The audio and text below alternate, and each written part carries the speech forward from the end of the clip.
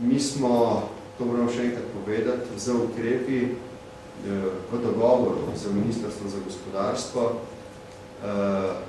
v zadnjem letu privarčevali več kot 220 milijonov pri servisiranju finančnega projekta T6. Vendar, moram povedati kot tisti, ki je pred dobrim letom in pol odprl vprašanje oportunosti teža. Zlasti, ker me je skrbela Kopenhagenska konferenca, njeni morebitni zaključki in veliki stroški škodljivih emisij CO2 v ozračju. Zaenkrat vlada ta projekt podpira. To je pokazala z nekaterimi konkludentnimi dejanji na zadnje zapisne podpore za poroštvo EBRD. Vendar, moram povedati, bi rad na vladi slišal, kaj je šlo doslej narobe, da so se tako spreminjali parametri finančnega servisiranja tega projekta in da smo zaradi našega involviranja zaradi naših zahtev po gospodarnosti tega projekta dosegli za 220 milijonov znižanja stroškov tega projekta. Ali bilo mogoče še več? Bilo odgovoren, da ni bilo to storjeno mimo neposrednega vpliva in instrukcij vlade.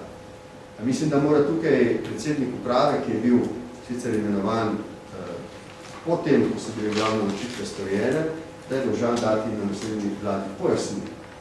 In ne vam povem, zaenkrat sem še vedno mnenja, da potrebujemo izkoristek termoelektrarne zato, da je Slovenija v naslednjih letih, zlasti med leti 2015 in 2025, normalno energetsko preskrbljena. Sem zagovornik jedrske energije in menim, tako sem se bil namenil, bom v začetku prihodnega tedna ali naslednjega tedna, morda v avgustu, opravil z strokovnjaki, prosim, gre samo za strokovnjake z tega področja, glavno domače, prve preliminarne pogovore o oportunosti izgradnje drugega bloka jedrske elektrarne. Tudi diskusija o Tešu 6 nam kaže, da bi v primeru, ko bi ali državni zbor zavrnil nadaljevanje projekta T6 v okviru nove energetske politike oziroma načrta Slovenije, ali bi se to zgodilo na morebitnem referendumu, mi moramo imeti rešitev za suvereno preskrbo države v najbolj občutljivem času.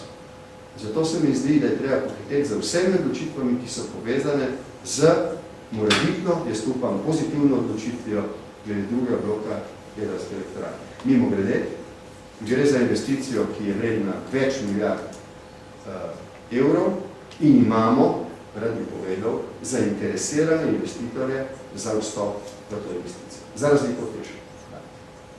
Kar me seveda kot predsednika vlade zelo pomirja, ker prvič vem, da je to ekonomičen projekt, drugič vem, da bomo z dejstvom, da imamo več tekmecev za investicijo, lahko zviševali vstopno ceno v ta projekt in vem, da bomo imeli tehnologijo, ki bo varna.